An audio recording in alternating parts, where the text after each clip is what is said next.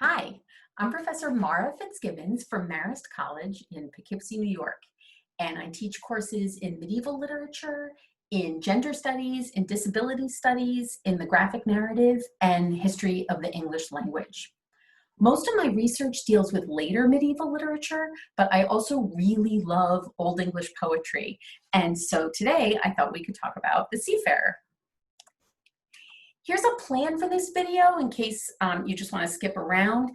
Till about minute 8 or so, I'm going to read an excerpt in Old English and just sort of discuss its linguistic and cultural context. Then for maybe like the next 4 minutes, I'll discuss ideas and themes operative in the poem, especially what we might call the selfiness working in it. The third part will deal with the whole way that modern day poets have responded to the poem and adapted it, and also other works that we might read alongside the Seafarer. Then the formal part of the video will end, but I will append a small discussion of some linguistic features in Old English that are shown in the poem that I think are kind of cool. But those are really for word nerds only, so if that isn't you, then just steer clear of that part, to use a navigational metaphor. Okay, so throughout the video, I'm going to use this website and this edition of The Seafarer produced by Dr. Sean Eckhart of the University of British Columbia. Dr. Eckhart has kindly given me permission to use this, which I really appreciate. And what you can see is that the Old English is on the left and the modern English translation is on the right. So without further ado, I'm going to read the first 26 lines of the poem in Old English. While I do, you might want to listen for alliteration because that's a crucial strategy, a poetic strategy in Old English. Also, just so you know, if it looks like a P with a tall sort of line or a crooked D with a line through it, in Old English, those both stand in for TH. Okay, so, Maya ich be me silfum sothie rekan. Sitha sechkan hu ich jeswinkdagam.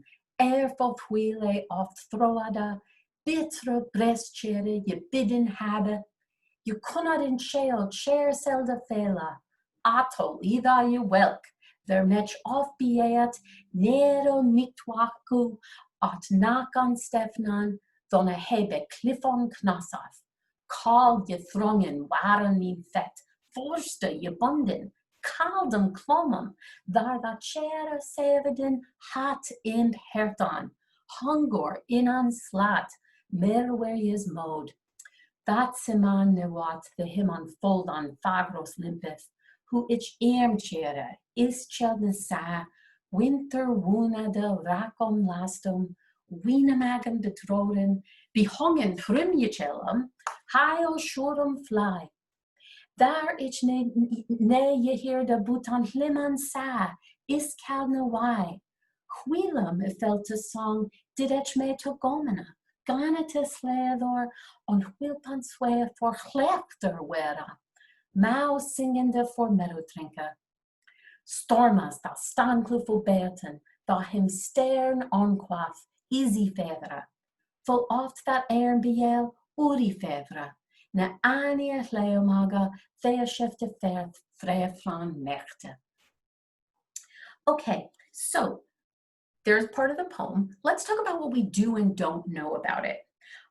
We don't know exactly when these words were composed or by whom. The poem is anonymous. But the poem comes down to us from the Exeter book, a manuscript held by Exeter Cathedral. And a project to make this entire manuscript digitized is underway. The manuscript dates to around the last decades of the 10th century and contains a rich selection of other works, including some really funny and engaging riddles.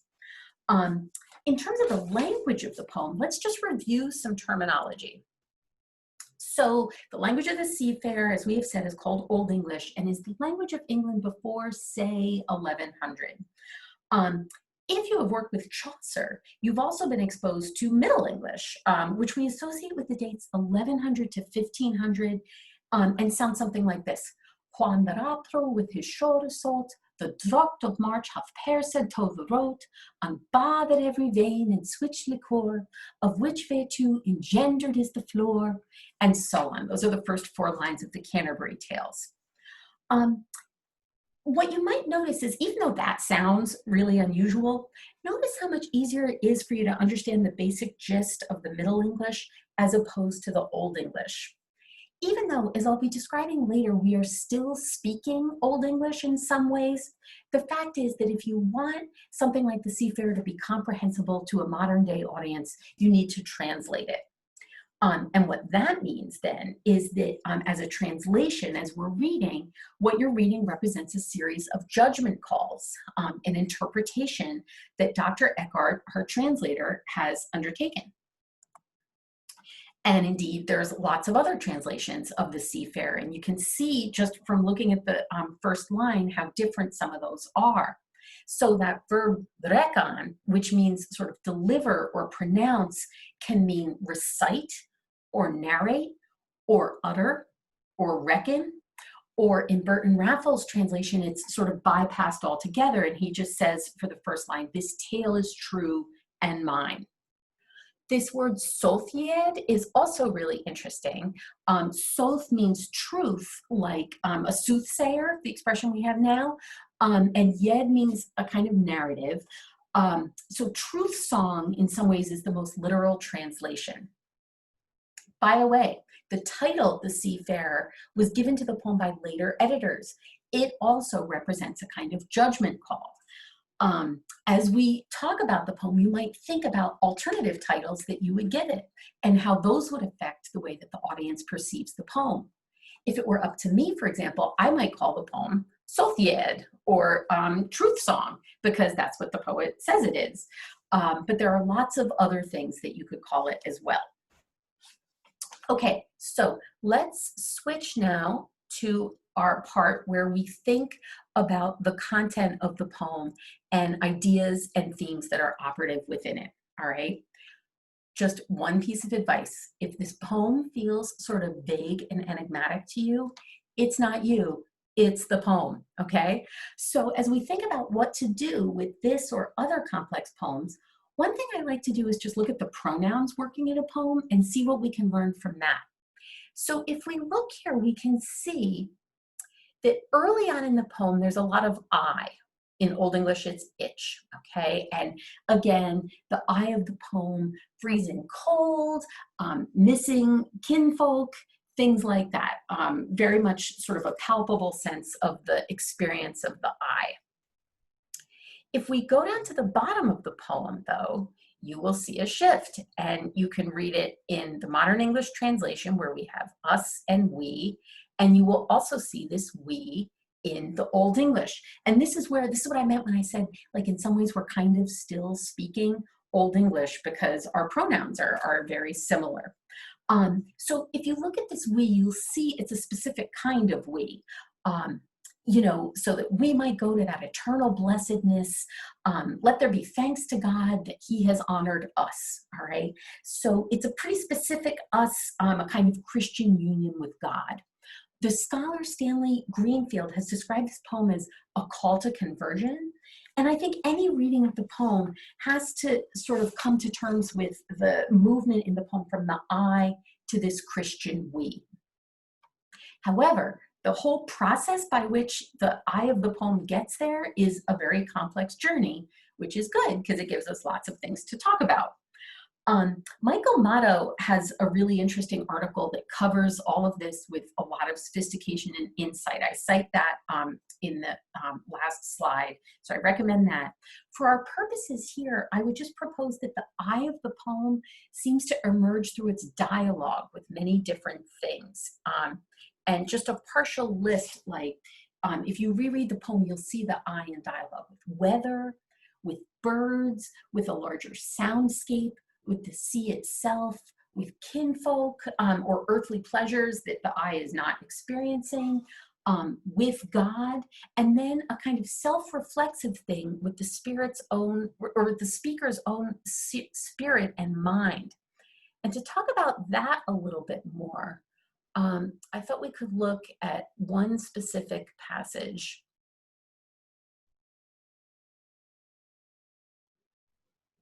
Okay, so look at what happens down here. So the poet says, "Indeed, now my spirit takes flight beyond my bound breath. My heart flies wide with the sea stream over the whale's realm. The surfaces of the earth comes again to me, ravenous and greedy." Okay, and you can see here the hia, which is Old English for spirit or mind, bursts out of this loken, which sort of means like an enclosure where your heart is, and then goes out over the ocean, comes back greedy. And, it's weird, like earlier in the poem, the ocean seemed like such a cold and unfriendly place. Here, all of a sudden, it sounds kind of transcendent and awesome. And it makes me wonder sort of what has changed in the interim. This seems like kind of an ocean 2.0. We know that the spirit is greedy when it comes back, but we don't know specifically what it's greedy for. The sort of physical situation of the speaker seems to have changed. Like we can't even tell really if the speaker's on a boat anymore or a ship. So there's no easy answer to some of these issues, but I think the point might be that the poet's making room for us to think through these issues. The poet doesn't directly say like, "Hey, you," to the audience, but I think we're being invited to let our own hearts and minds range widely over the poem itself. In this respect, the poem reminds me in some ways of the riddles of the Exeter manuscript, which also encourage readers to sort of actively participate in the creation of knowledge. Okay, so now I'm going to shift to the final part of the video, which will talk about interpretations and adaptations from a modern day perspective. We already saw how Ezra Pound, 20th century poet, produced a translation and adaptation of The Seafarer. He leaves out all the God parts. Also, the artist Caroline Bergvall in 2014 published Drift, a poetic work that sort of talks back and assimilates the seafarer in many different ways. And even that title right there, you see another sort of judgment call. You can find Bergvall on YouTube reading from this work. And in the scholarly book, The Contemporary Medieval in Practice by Claire Lees and Gillian Overig, there's a really interesting interpretation of what Bergvall is up to. It's also interesting to put The Seafarer next to non-medieval poems that also sort of connect the ocean or bodies of water with, if you'll pardon the expression, a kind of fluid sense of self. So we might read The Seafarer next to Emily Dickinson's The Moon is Distant from the Sea, and think about how both poems deal with sort of an enigmatic self and just yearning and desire. We might read The Seafarer next to The Negro Speaks of Rivers by Langston Hughes and think about how in both poems, bodies of water are used for complex self-construction and also calls to community. We might even read The Seafarer and then watch The Lighthouse and think about how the self and a sort of violent environment are depicted in both works for kind of enigmatic purposes. So I'll leave it there, and I'll just say that, it would be really interesting to think of your truth song and how it could emerge in relation to The Seafarer. I would love to see anything that, that you would create that would sort of respond to this poem. So here's my works cited, and thanks a lot for viewing. Okay, if you still hung around, I just want to talk really quickly about H clusters in Old English, because I think they're cool. We have consonant clusters, ST, CH, SH in modern day English. In Old English, they also have these H clusters that I think are pretty cool. So within the poem The Seafarer, you have hrymnicelum, which is usually translated icicles, but hrym means something more like frost. So I like to translate it frostsicles. You also have ringthea, a ring banquet. Huawea, a kenning, a metaphorical compound that describes the ocean as kind of the whales area. Hlechtor, which I think is a lot laughier than our word laughter. Other words that aren't in the actual poem but are still cool, you have fraven, meaning raven, hlaf, meaning loaf, Leap, meaning leap. In Beowulf, you might remember Hrothgar, that character. There's an HR cluster where Beowulf's sword is called Hrunting. We never learned the name of Beowulf's mother, but we do learn the name of his sword. So go figure. And the final one I'll share is Hwysbrian, meaning to whisper, which is a cool word. So I'm not saying we should bring all these H clusters back into modern day English, but if you're interested in doing so, let me know and I will join your movement. All right, thanks very much.